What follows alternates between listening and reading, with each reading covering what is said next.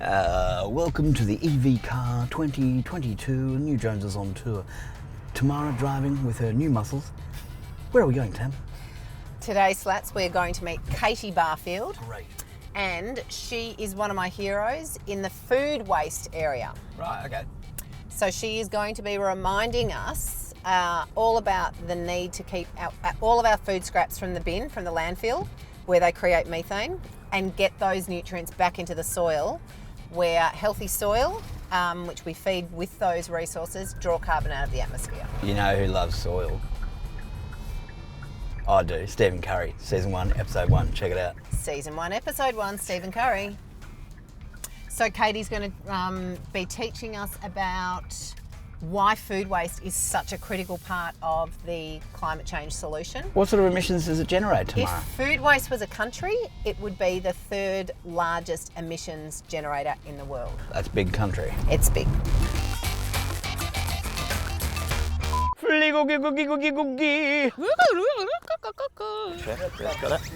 KATY Barfield. I've got upside down muscles.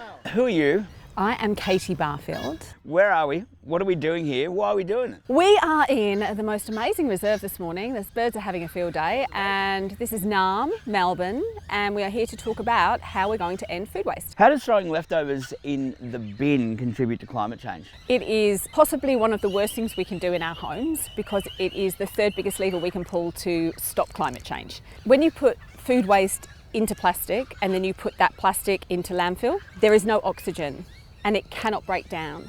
And therefore it creates methane, and methane is a deadly gas. It is 25 times more deadly than the gas coming out of your exhaust pipe. And the reality is the alternative is so beautiful and so simple and so positive. If you put those nutrients back into the soil, which desperately needs it, because hey, we've taken it out of the soil, then you help plants to grow, plants draw down carbon. Perfect circle. You know, there's no such thing as waste in nature. We created that. She doesn't have waste. Organic stuff, you know, doesn't that break down in landfill? No, it doesn't. Because that is an anaerobic process. That means that there's no oxygen, and no oxygen equals methane, bad. You need aerobic process, which is oxygenated, which brings in nutrients, which draws down carbon, which is good. Oh, I love aerobics, so that's grouse. There we go, let's do some aerobics.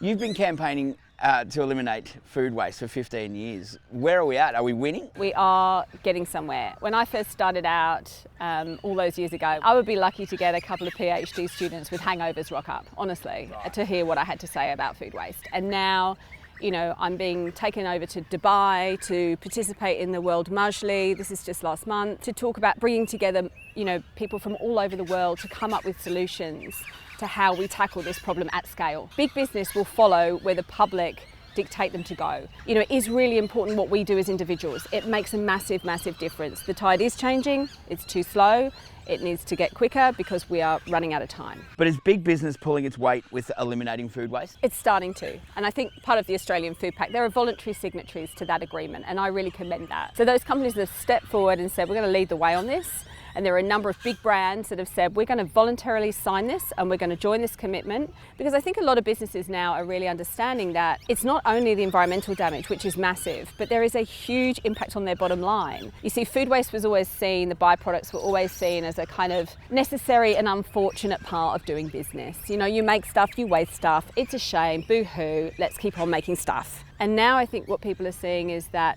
the byproducts actually hold a lot of value. When people were probably in government say nothing we do in Australia matters because, you know, China, India. I mean, what do you say to people who have that attitude? Wow, mind blown. Not me, asking for a friend. 7.3 million tonnes of food is going to waste every single year in Sorry, Australia.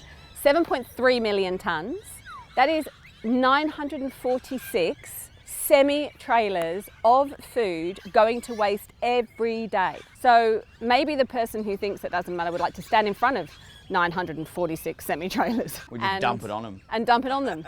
They would very quickly be immersed in food waste. What's the one thing that you want someone like me to do? Do whatever you can to not put food scraps in the bin, get them back into the soil. So instead of scraping them into the bin and doing that, scrape them into another container and do that. And then sprinkle them over your garden, put them in a green bin, do whatever you need to do. Put them in the compost, feed them to your pet. I live in an apartment.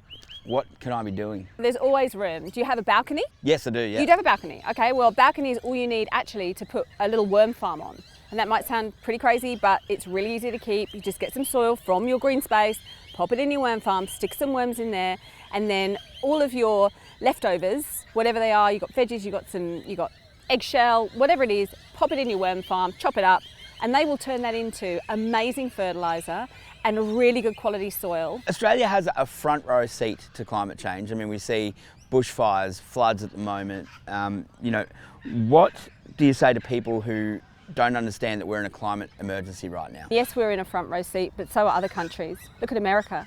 They face those same fires. My family live in Portugal. They face some of the worst fires of their entire history in the last couple of years. So there's a lot of front row seats. That front row's getting pretty crowded now. You know, we're all seeing this huge impact of climate change. And I think that is what's going to have the impact, because unfortunately, while it's sort of some intangible thing, once it affects people, they start to listen. Once you've had your home flooded or burnt down or something like that has really personally touched you, that is where you start to really understand the impact of what is happening, and no one can doubt that anymore. Katie, in 60 seconds or less, explain climate change and what I can be doing to make a difference. Your time starts now. Every single day, people eat. That's what we do. We feed our children, we feed our animals. From a food waste perspective, if you put your food waste into the bin and then it goes into landfill, it will create methane. Very, very bad, very, very poisonous. What you can do is to think about any method of using your food scraps that avoids them going into the bin. Get them back into the soil. So not into the bin, into the soil. So don't do this, do this, scatter them, feed them to your pets, put them in the compost, put them in the green bin, whatever you do, because that will help healthy soil.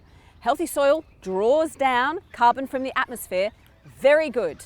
So don't do very bad, do very good. Very much.